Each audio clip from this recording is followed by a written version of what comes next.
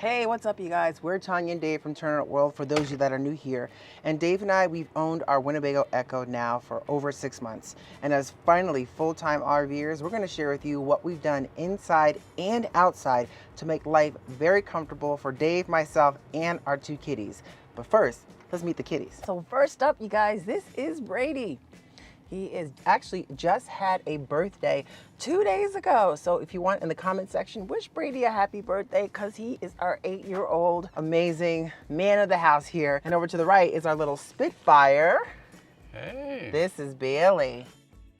She's a cutie pie in her own right, young, under 2 years old. So she's loving the views and the air and the sounds. And I kind of raised this up here for her little bed.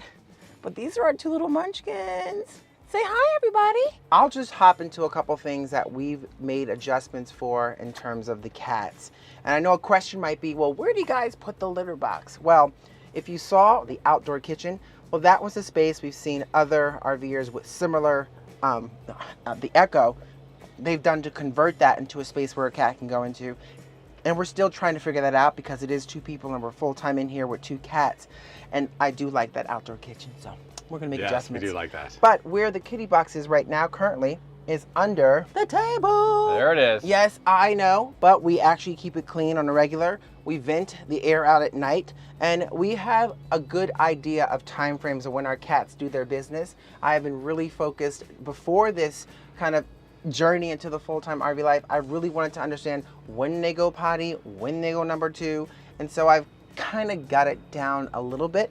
Of course, there's going to be adjustments right now because they're also adjusting to the RV, so times of their eating has changed due to nervousness, but they've warmed up to the RV. And one really strong tip, if you're going to be full-time RVing with a pet, acclimate them first before you jump in the journey. Right. We kind of brought them in, we let them do their exploration, figure things out for themselves till they got comfortable. And then once we felt they were comfortable enough to really hit the road, we're hitting the road. So the cat box is under there for now.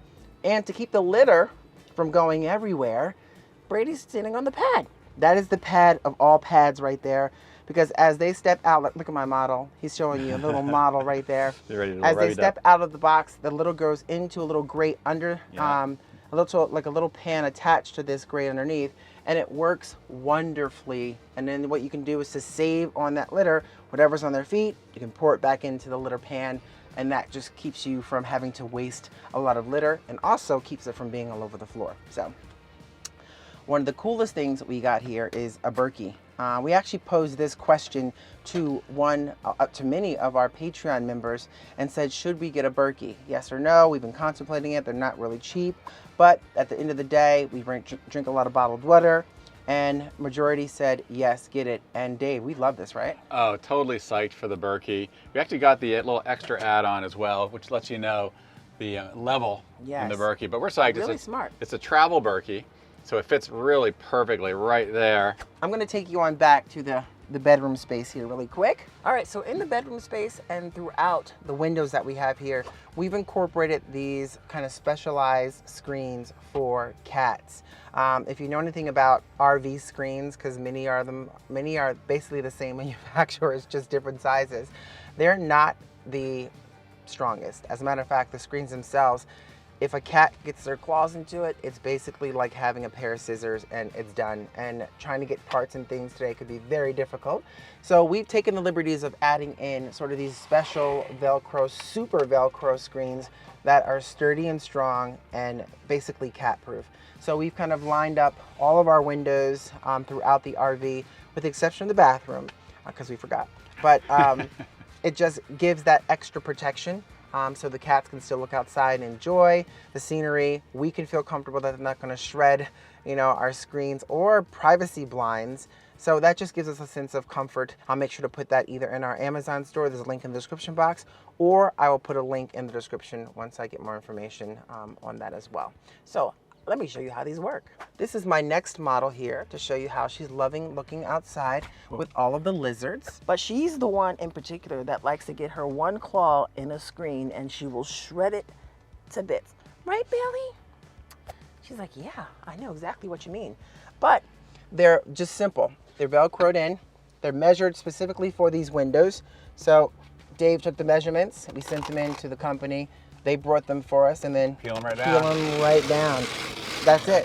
Simple. And then it's very simple design. Right, you can kind of pull these down. And you pull those, the extra. Yeah. Exactly. And we're not in like a really terrible bug right. area at the moment. We can be double screened. We can be double screened, but we just kind of have the single one right now. And we like them in white because it just makes it extra bright back here. Bright, yeah. Right? Oh, Makes we it like it. bright and comfortable. Absolutely. And that's a big thing with a space like this. I think the bright makes it more airy, makes it more livable and comfortable. And plus, we love the windows open. So, and of course, our cats have the claws. Yes. Right. Absolutely. And so we need to be careful with that. We do try to clip the claws, but you know, they still use them for sure. So. Absolutely. And speaking of that, so you might be asking, okay, how are the cats going to get some exercise? Well, we have a plan for that too. Now, getting them to want to be in those harnesses is a whole other story, but we do have some really fantastic harnesses that Dave really looked at and got some really great reviews on these. So I'll put the link in the description. These will also be in our store if you guys want to check those out as well. But we got one for Bailey and one for Brady. Of course, he's a big boy. He's a 14-pound kitty, so he needs a sturdy, big harness because, you know, the boy likes to eat like his mama. And it's going to be interesting. We're going to kind of break him into the harness slowly. You'll kind of experience that with us. Yes. You know, as we're you know, sharing our adventures. Oh yeah.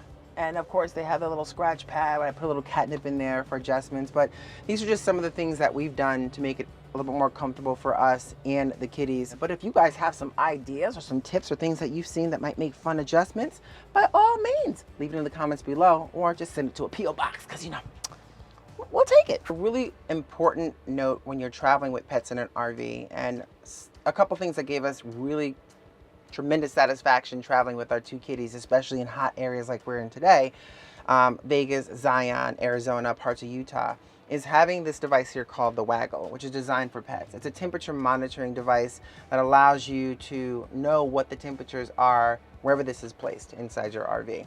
So this helps us give comfortability that we know what the temperatures are if we're not in the RV, or if the AC is running and power goes out and it goes down. Something to that effect. We have peace of mind that we have this device. Now, with that being said, it is connected via Verizon, and there may be some places where Verizon doesn't work, and we have yet to figure out, and maybe you know, if this can work via a different Wi-Fi other than Verizon, or a cell service other than Verizon, because it has its own built-in Wi-Fi. Let us know in the comments below. We have yet to figure that out, but to give us an extra layer of comfortability, we have these temp sticks. And now you may have seen these in various videos before, when we were kind of measuring the heat at certain levels, because we had heat issues in this RV from the beginning. So, which we're still working on, by the way, but we don't need it right now. But we have these placed in different areas. We have close to the physical devices here, the temperature and AC, the heat and AC, so we can monitor from it. At this point, we have one all the way in the back by where Brady is, up top there, to really kind of measure that point of the RV. And of course, the Waggle is in the front higher up, so we have multiple angles. Now, these are controlled via our hotspots or our Starlink, and Starlink is another great way that if you don't get Wi-Fi service anywhere, Starlink, for the most part, has been successful in connecting to these devices and giving us the Wi-Fi we need to get things done, especially as being, you know, full-time content creators as well. We need access to the internet all the time. So these are just really great angles to give you peace of mind when traveling with pets, that you know that the temperatures are what they are, and we get pinged on our cell phone as well as our email. So we have them set up to both, so we actually can get those alerts all the time. So I got my cocktail in hand. Let's get outside and let's talk with Dave to see what makes the outdoor exterior part of this RV so comfortable for us for full-time RV living, and he's got some great things to share with you. Well, that's a nice tour you gave. Oh, thanks. Right? Yeah, you know, and we're still learning, so there's probably going to be some things we change inside as well, and adjustments along the way. But the cool thing is, we're going to be bringing it to everyone watching for this journey. Exactly. I mean, we're still, in terms of full-time RV living, we're still rookies. Yes. Right. So we will be learning together on that, and hopefully maybe help you as well. We'll let you know what we like, what we don't like, how we're going to change up. And maybe we'll first start with the tailgate package. You had mentioned that inside as well. And this is something we're still kind of thinking about, but we actually really do like it. It's a combination. Of course, you have the propane grill tops. You have a sink here. everything can connect to the propane through there. You can get water, hot and cold water through here. And of course you have a Norcold, which is a combination fridge and freezer.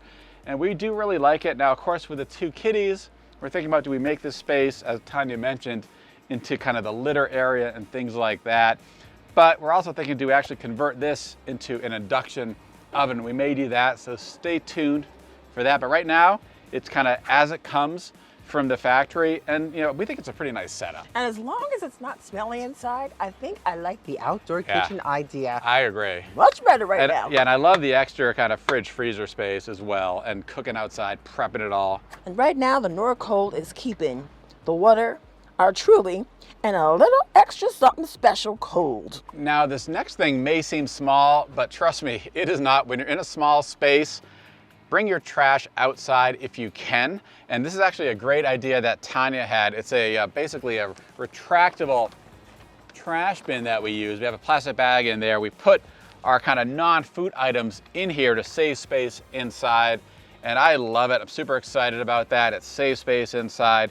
And if you're interested, definitely take a look in our list in the description box. We have all the items available to purchase as well. Yeah, they're just one link and it's in our Amazon store. Got it. Click that link and you'll see all of these items that we mentioned there, which just makes it easier and convenient if you're curious about what we're using. That's right, so listen to Tanya.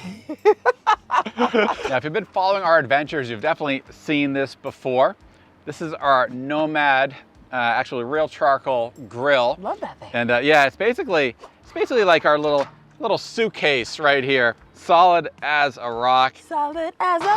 Yeah, and we love cooking with natural charcoal. It takes, you know, a little bit more you got to carry with you, but we think it's well worth it for the flavor, putting on that post oak and things like that.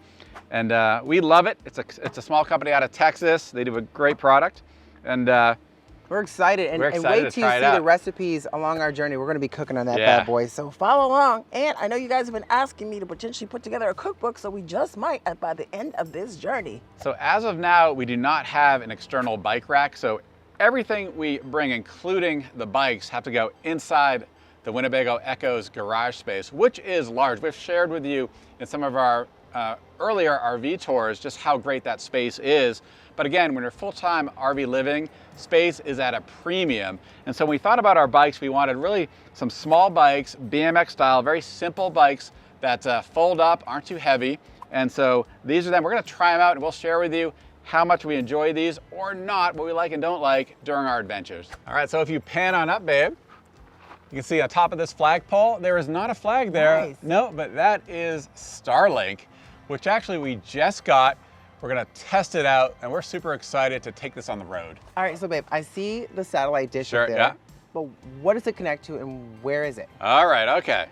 Let's look in our water compartment and see what we have in there. Yeah, of course, it has to connect to a router, and we've actually put the Starlink router in our water compartment area, so it's out of the elements. Now, of course, you know, we take it down during our road trips as we're driving, but it's great when we're at a campsite. And so far, it's been working great. And in case you're interested, the actual price for Starlink is $5.99 upfront for the equipment. And then there's a monthly fee of $100 for the service. If you want roaming to add onto that, it's an additional $25. You see how huge this garage space is? And since that garage has so much space, we may actually add a cargo net across the top for organization, especially if we add the external bike racks. Oh, I love that. More spaces. More space. More spaces. I like how you said it. Now, one thing I want to mention about our water system is that we have a 50-gallon water tank. And so far, we have basically been using the water from the water tank and not attaching directly to city water. Maybe we're over babying the system, but we don't want to put too much pressure on our pipes and valves. And now we do have a pressure regulator, but we still think there could be quite a bit of pressure there. But let us know what you do in the comments below. We'd be curious about other RV living folks in terms of your experience in terms of connecting to city water and the pressure that it puts on your system. And yes, our Winnebago EKKO has a cassette toilet, and we've done a whole separate video on the cassette toilet, so if you're interested, definitely check that out. Actually, we had a lot of fun doing it, but one of our tips was to not let this fill up too high, and I gotta say, babe, I'm not really sure I'm following my own advice. It's pretty heavy.